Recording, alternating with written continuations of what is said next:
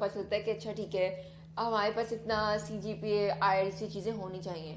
अगर हम बात करें फाइनेंसेस की, तो आपके हिसाब से एक परफेक्ट गुड इनफ आपकी फाइनेंशियल स्टेटमेंट क्या होती है? मतलब बैंक स्टेटमेंट एक परफेक्ट के जिसके अंदर कोई मिस्टेक ना हो, वो कैसी होनी चाहिए, आप ये पूछ रहे हैं। बहुत अच्छा सवाल है। पहली चीज जेन्युइन होनी चाहिए। ये आजकल बड़ा एक इश्यू चल रहा है, जेन्युइन होनी चाहिए। अब वही स्टूडेंट ऑस्ट्रेलिया जाएगा जिसकी स्टेटमेंट जेन्युइन है। ऑस्ट्रेलिया ने ऐसा बांधा है स्टूडेंट्स को कि अब जेन्युइन स्टेटमेंट वाला स्टूडेंट ही बाहर जाएगा, ये कंफर्म है जी। बैंक स्टेटमेंट आपको मेंटेन, परफेक्ट बैंक स्टेटमेंट की आपको मैं एग्जांपल देने लगा हूं।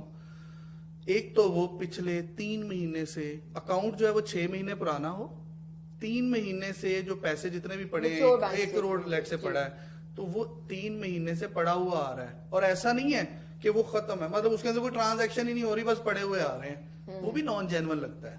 वो नॉन जेन्युइन है बेसिकली मेरे ख्याल में। तो उसके अंदर प्रॉपर ट्रांजैक्शन, जैसे आपका मेरा अगर अकाउंट है कोई, तो हम रोजाना की ट्रांजैक्शंस कर रहे हैं उससे, जो इस तरह की नॉर्मल ट्रांजैक्शंस उस बैंक में हो रही हैं। एम्बेसी इन चीजों को भी देख रही है। अब ऐसा नहीं है कि 1 करोड़ रखवा दिया वो पड़ा है जी, पड़ा, इस तरह नहीं होगा।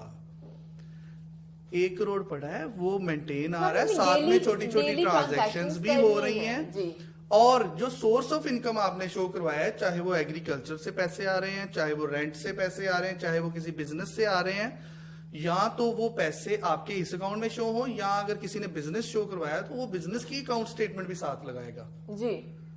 ये चीजें स्टूडेंट समझ ही नहीं रहे हैं, ये चीजें स्टूडेंट समझ ही नहीं रहे हैं। वो कहते हैं नहीं जी इतनी देर हम कैसे मेंटेन करें, तो भाई फिर ना जाओ, फिर ऑस्ट्रेलिया नहीं होने वाला। ऑस्ट्रेलिया कभी ऐसा था, अब नहीं है। ऑस्ट्रेलिया में आपको हर चीज प्रॉपर चाहिए होगी। ऑस्ट्रेलिया इस वक्त, अगर आपको ऑस्ट्रेलिया से वीजा चाहिए तो आपको प्रॉपर हर चीज मेंटेन करनी होगी। डॉक्यूमेंट्स आप